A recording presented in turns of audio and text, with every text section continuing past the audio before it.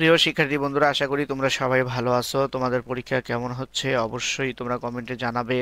এবং যে সাজেশনগুলো তোমাকে দিচ্ছি শতভাগ কমন। আর যদি কেউ নতুন হয়ে থাকেন, এই চ্যানেলে নতুন এসে থাকেন, তাহলে হয়তো মনে করবেন যে এইভাবে সাজেশন দিচ্ছে মনে হয় কমন পড়বে না।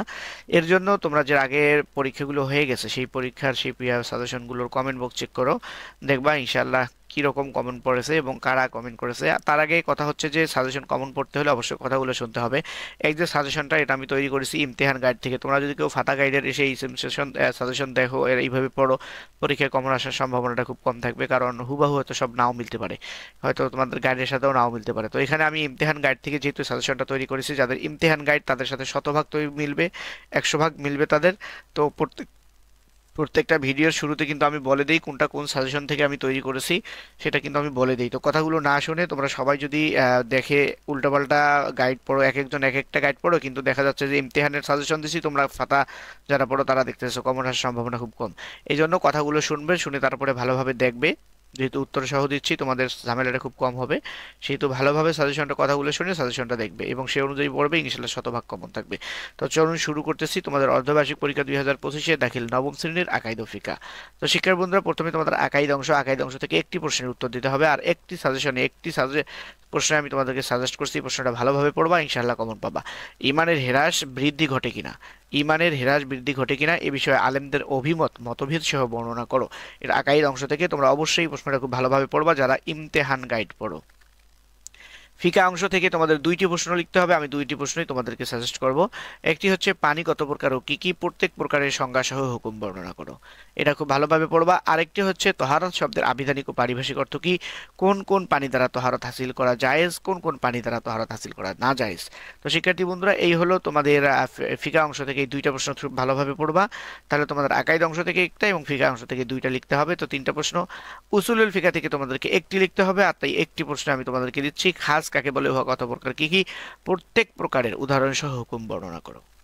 তারপরে দেখো উসুলুল ফিকহ ও উসুলুল ফিকের ইতিহাস, অর্থাৎ ইলমুল ফিকহ উসুলুল ফিকের ইতিহাস অংশ। এখান থেকে তোমাদেরকে একটি লিখতে হবে। ইলমুল ফিক এর উৎপত্তি ও ক্রম বিকাশের ইতিহাস সংক্ষেপে আলোচনা করো। তো এখান থেকে একটা টোটাল 5টা রচনামূলক প্রশ্ন তোমাদেরকে দেওয়া হলো, এই 5টা ভালো করে পড়বা, 5×10 = 50 নাম্বার ইনশাআল্লাহ তোমরা পেয়ে যাবা। তো এরপরে তোমাদের যেটা হচ্ছে সেটা হচ্ছে এমসিকিউ বা বহু নির্বাচনী। আর এমসিকিউ বহু নির্বাচনী অবশ্যই আমি তোমাদেরকে উত্তর সহ বলে দিচ্ছি, তোমরা কাগজ কলম নিয়ে বসো। তো শিক্ষার্থী বন্ধুরা দেখো, আকাইদ ও ফিকাহ বহু নির্বাচনী প্রশ্ন। আল্লাহ কার দোয়া বেশি কবুল করবেন, আল্লাহ কার দোয়া বেশি কবুল করবেন। এটা হচ্ছে তোমাদের উত্তর হবে মজলুম ব্যক্তির। আসমান কয়টি, আসমান কয়টি, 7টি। তারপরে অদৃশ্য সকল জ্ঞানের একমাত্র অধিকারী কে, আল্লাহ তাআলা। জুমার নামাজের জন্য গোসল করার হুকুম কি, সুন্নাহ। গোসলের ফরজ কয়টি, গোসলের ফরজ কয়টি, 3টি। 2 ঈদে গোসল করার হুকুম কি, সুন্নাত। তহারাত শব্দের অর্থ কি, পবিত্রতা। গোসল ফরজ হওয়ার কারণ কয়টি, গোসল ফরজ হওয়ার কারণ কয়টি, 4টি। মুসাফিরের মুদ্দত কতদিন, 3 দিন 3 রাত। অজুতে 3বার কুলি করা কি, সুন্নত। তো শিক্ষার্থী বন্ধুরা, এই হলো তোমাদের দেখো উত্তরগুলো আমি তোমাদেরকে দাগাই দিলাম। কথা ও কাজের অমিল কিসের আলামত, নিফাকের। কারা জাহান্নামের সর্বনিম্ন স্তরে থাকবে, মুনাফিকরা। আকাইদ এর এক বচন কি, আকাইদ এর এক বচন কি,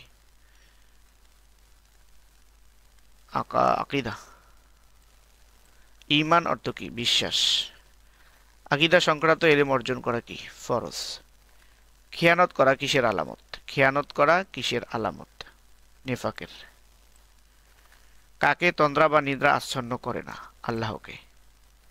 ইবাদতের একমাত্র হকদার কে, আল্লাহ তাআলা। কোন নবীর পরে আল্লাহর পক্ষ থেকে আর কোন নবী আসবে না, মুহাম্মদ সাল্লাল্লাহু আলাইহি সাল্লামের। তো শিক্ষার্থী বন্ধুরা, দেখলে আমি তোমাদেরকে এটা উত্তরগুলো দাগাই দিলাম, বলে দিলাম, একদম সহজ নৈর্ব্যক্তিক উত্তরগুলো।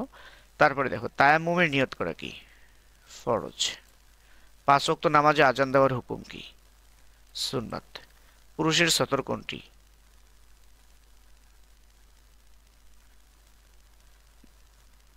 নাভি থেকে হাঁটু পর্যন্ত।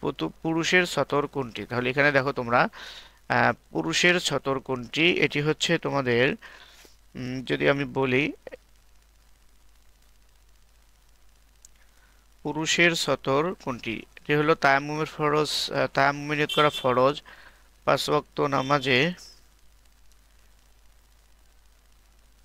5 ওয়াক্ত নামাজে আজান দেওয়ার হুকুম সুন্নত। পুরুষের সতর কোনটি? পুরুষের সতর হচ্ছে নাভির নিচ থেকে হাঁটু পর্যন্ত, নাভির নিচ থেকে হাঁটু পর্যন্ত। কোরআন মাজিদ মোট কতটি তেলাওয়াতের সেজদা রয়েছে? 14টি। 14টি। তারপরে দেখো তোমাদের ঈদুল ফিতরের নামাজ কখন আদায় করতে হয়? দেরি করে। আখলাকুন অর্থ কি? উত্তম ব্যবহার। রাসূলুল্লাহ সাল্লাল্লাহু আলাইহি ওয়াসাল্লামের চরিত্র কি? কোরআন। সাহাবীগণ কাফেরদের প্রতি কেমন ছিলেন? অত্যন্ত কঠোর। কে রাসূল সাল্লাল্লাহু আলাইহি ওয়াসাল্লামের খাদেম ছিলেন? আনাস রাদিয়াল্লাহু তাআলা। কে রাসূল সাল্লাল্লাহু আলাইহি ওয়াসাল্লামের খাদেম ছিলেন? কে রাসূল সাল্লাল্লাহু আলাইহি ওয়াসাল্লামের খাদেম ছিলেন? এটা হচ্ছে আনাস রাদিয়াল্লাহু তাআলা।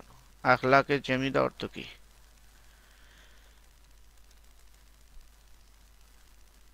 তো তারপরে দেখো তোমরা এখানে আখলাকে জামিদা অর্থ হচ্ছে হামিদা,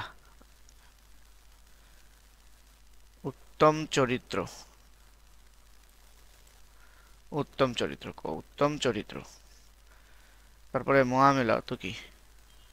তো ব্যবহার। তারপরে দেখো আচ্ছা দেখো মা তো না, সত্য প্রশান্তি। সত্য প্রশান্তি। খয়রাতুকা শব্দের অর্থ কি? যে খয়রাত তো তোমার প্রতিবেশী। মাজাজ অর্থ কি? রূপক বা জ্ঞাপক। উসুল শব্দের এক বচন কি? উসুলুন। আম অর্থ কি? অনির্দিষ্ট। মুতলাক অর্থ কি? মুতলাক শর্তহীন, শর্ত সাপেক্ষ। আচ্ছা নিচ থেকে দেখি একটু মল। তো তারপরে দেখো নিচ থেকে মুআউল আমাকে আমকে কি বলে? লামকে কি বলে? খ ওয়াজিব। তারপরে ইমাম শাফি রহমতুল্লাহ আলাইহির মতে কুরু শব্দের অর্থ কি? ক কু শব্দ প্রকৃত হরফ। তারপরে সালাসুল কুরু অর্থ কি? তিন হাফেজ, তিন হায়েজ, তিন হায়েজ, তিন হায়েজ। মুশতারক। তারপরে দেখো এটা হচ্ছে সম্মিলিত। মুশতারক অর্থ সম্মিলিত। তারপরে দেখো শর্তহীন। মুতলাক অর্থ শর্তহীন। তো এই হলো শিক্ষার্থী বন্ধুরা, তোমাদেরকে আমি A to Z ভালোভাবে দাগাই দিলাম।